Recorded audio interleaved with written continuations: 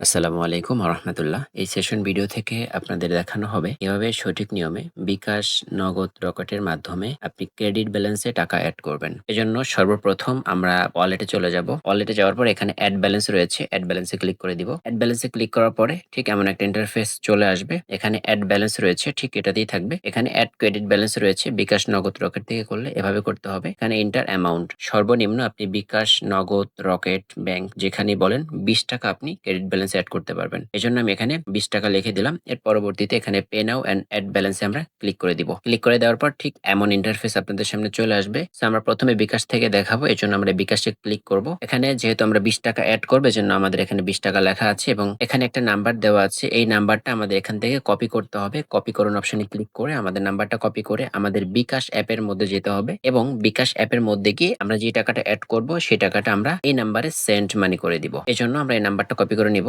আমরা সরাসরি চলে যাব এখন বিকাশ অ্যাপের মধ্যে। বিকাশ অ্যাপে আসার পর এখানে সেন্ড মানি যে অপশনটা রয়েছে, সেন্ড মানিতে একটা ক্লিক করে দিব। এরপর আমরা যে নাম্বারটা কপি করে নিয়ে আসছি সেই নাম্বারটা আমরা এখান থেকে বসিয়ে দিব। এরপরে এখানে আমরা 20 টাকা, ঠিক 20 টাকা এখানে দিয়ে দেব। এর পরবর্তীতে এখানে বিকাশের পিন নাম্বারটা দিয়ে দিব। এরপরে পিন কনফার্ম কোন অপশনে একটা ক্লিক করে দিব। এর পরবর্তীতে আমরা সেন্ড মানি করতে ট্যাপ করে ধরে বসে আমরা ক্লিক করে দিব। আমাদের টাকাটা কিন্তু সেন্ড মানি হয়ে গিয়েছে। এখন এখানে যে ট্রানজাকশন আইডি রয়েছে, এই ট্রানজাকশন আইডি আমরা জাস্ট এখানে ক্লিক করে কপি করে নিব। ট্রানজাকশন আইডি কপি করে আমাদের অ্যাপসে চলে আসবো। এর পরবর্তীতে এখানে ট্রানজাকশন আইডি লিখুন। এখানে জাস্ট আমরা ট্রানজাকশন আইডিটা বসিয়ে দিব। ট্রানজাকশন আইডি বসিয়ে ভেরিফাই অপশনে ক্লিক করব। পেমেন্ট সফল হয়েছে। ক্রেডিট ব্যালেন্সে কিন্তু 20 টাকা অ্যাড হয়ে গিয়েছে এবং আমার আগের ব্যালেন্স ছিল 20 টাকা এবং এখন কিন্তু 20 টাকা হয়ে টোটাল 40 টাকা হয়ে গিয়েছে। এভাবে কিন্তু বিকাশের মাধ্যমে আপনি টাকাটা অ্যাড করতে পারবেন ক্রেডিট ব্যালেন্সে। এখন আপনাদেরকে দেখাবো যে কিভাবে আপনারা নগদের মাধ্যমে ব্যালেন্সটা অ্যাড করবেন। এর জন্য আমাদের আগের প্রসেসেই কাজ করতে হবে। আমরা এখানে 20 টাকা দিয়ে দেব। নগদ সিলেক্ট করে আমরা ঠিক একই পদ্ধতিতে আমাদের এখানে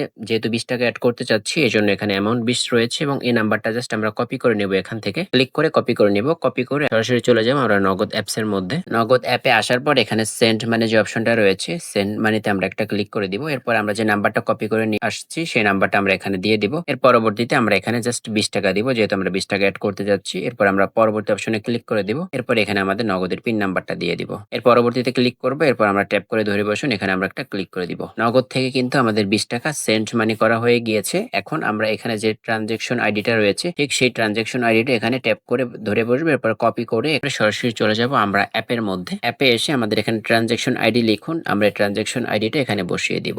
বসিয়ে দেওয়া হয়ে গেলে বলে রাখা ভালো, নগদ থেকে যখন ক্রেডিট ব্যালেন্স অ্যাড করবেন মিনিমাম 10 থেকে 20 সেকেন্ড ওয়েট করবেন টাকা পাঠিয়ে। তার পরবর্তীতে এখানে ট্রানজাকশন আইডি বসিয়ে ভেরিফাই অপশনে ক্লিক করবেন। ক্লিক করার সাথে সাথে ঠিক পেমেন্ট সফল হয়েছে এমন একটা ইন্টারফেস আপনাদের সামনে চলে আসবে এবং আমাদের এখানে নতুন ব্যালেন্স 60 টাকা, আমাদের আগে 40 টাকা ছিল। আমাদের নতুন ব্যালেন্স কিন্তু 60 টাকা হয়ে গিয়েছে। আশা করি বুঝতে পেরেছেন যে বিকাশ এবং নগদ থেকে কিভাবে আপনি ভাউচার ব্যালেন্সে টাকাটা অ্যাড করবেন। রকেট এবং উপায় একই সিস্টেম, আপনারা চাইলে সেম ভাবে করতে পারবেন। সেম ভাবে করলে আপনারা ক্রেডিট ব্যালেন্সে টাকাটা অ্যাড করতে পারবেন। ভিডিওটা শেষ পর্যন্ত দেখার জন্য আপনাদের অসংখ্য ধন্যবাদ।